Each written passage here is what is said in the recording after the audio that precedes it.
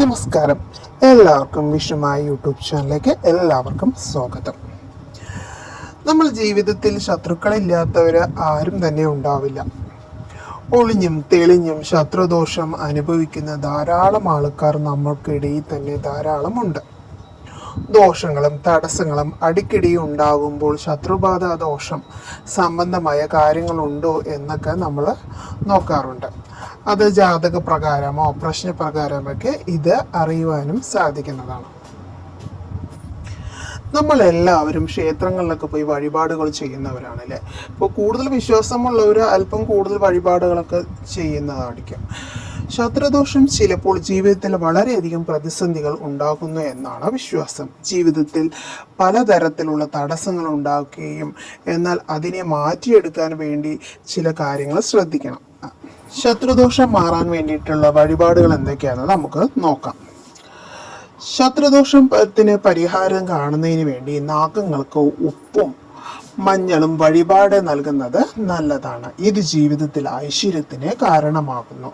അതുകൊണ്ട് തന്നെ ശത്രുദോഷത്തിന് നാഗങ്ങൾക്ക് ഈ വഴിപാട് നടത്തുന്നത് നല്ലതാണ്. അതുപോലെ തന്നെ സുബ്രഹ്മണ്യ സ്വാമിക്ക് പഞ്ചഗവ്യ അഭിഷേകം നടത്തുന്നതും ശത്രുദോഷ പരിഹാരമായി നല്ലതാണ്. മാത്രമല്ല നാരങ്ങമാല എണ്ണ കൊണ്ട് അഭിഷേകം നടത്തുന്നതും നല്ലതാണ്. ശത്രുദോഷത്തിന് പരിഹാരമായിട്ടാണ് ഈ വഴിപാടുകൾ. അതുപോലെ ശത്രുദോഷം മാറാൻ വേണ്ടിയിട്ട് നമ്മൾ ഭദ്രകാളി ക്ഷേത്രത്തിൽ ചെമ്പരത്തിമാല നൽകുന്നതും ശത്രുദോഷത്തിന് പരിഹാരമാണ്. അതുപോലെ ചുവന്ന പട്ട്, ചെമ്പരത്തിമാല എന്നിവ ഭഗവതിക്ക് സമർപ്പിക്കുന്നതും ശത്രുദോഷത്തിന് പരിഹാരമായി കാണുന്നു എന്ന് വിശ്വസിക്കുന്നു. അതുപോലെ ശിവക്ഷേത്രത്തിലും ശത്രുസംഹാര വഴിപാടുകൾ നടത്താവുന്നതാണ്. ശിവക്ഷേത്രത്തിൽ തേനഭിഷേകം, അതുപോലെ കറുത്ത പട്ടു ചേർത്തൽ എന്നിവ ശത്രുദോഷത്തിന് പരിഹാരമായി നടത്താവുന്ന വഴിപാടുകളാണ്.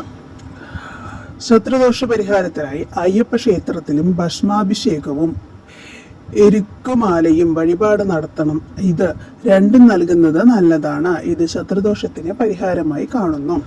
അതുപോലെ തന്നെ ഹനുമാൻ സ്വാമിക്ക് വെറ്റിലമാല സമർപ്പിക്കാവുന്നതാണ്. ഇത് വെറ്റിലയും നാരങ്ങയും കൂടി ചേർത്തതായിരിക്കണം. ശത്രുദോഷത്തിന് ഇത്രയധികം ഫലപ്രദമായ വഴിപാടുകൾ വേറെയില്ല. ഇത് ശത്രുസംഹാരത്തിന് ഏറ്റവും ഫലം നൽകുന്നവ തന്നെയാണിത്. അപ്പോൾ എല്ലാവർക്കും നല്ലത് വരട്ടെ. നന്ദി, നമസ്കാരം.